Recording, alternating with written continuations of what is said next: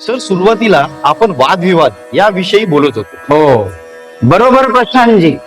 ज्या वेळेपासून आपला जय जय रघुवीर समर्थ चित्रपट तसेच श्री समर्थांच्या जीवनावर पहिली नाट्यकृती श्री शिवसमर्थ नाटक आले, तेव्हापासून आजपर्यंत मला अनेकांनी हे प्रश्न विचारले, परंतु या वादविवादात मी कधी पडलो नाही आणि याही पुढे कधी पडणार नाही.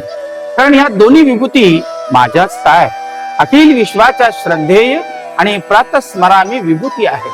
कारण समर्थ म्हणजे हनुमंत अवतार आणि छत्रपती शिवाजी महाराज म्हणजे शिवाचे अर्थात प्रभू श्री रामचंद्रांचे अवतार.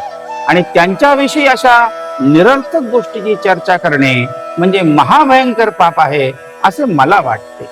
म्हणजे असे झाले की ज्या पंचभूतांनी माझे आयुष्य घडवले आणि त्याच अस्तित्वात आपण जगत आहोत आणि त्याच पंचभूतांना मी गिळंकृत करीन अशी वाचाळता करणाऱ्या शब्द असुर व्यक्तिमत्वाला काय उपमा घ्यावी हे तो श्रोते तुम्हीच ठरवा. म्हणून समर्थ आपल्या लेखणीतून आपल्याला अखंड सावध करतात. सारते घ्यावे असारते जाणून त्यागावे. श्री राम जय राम जय जय राम श्री राम अर्थ तिथ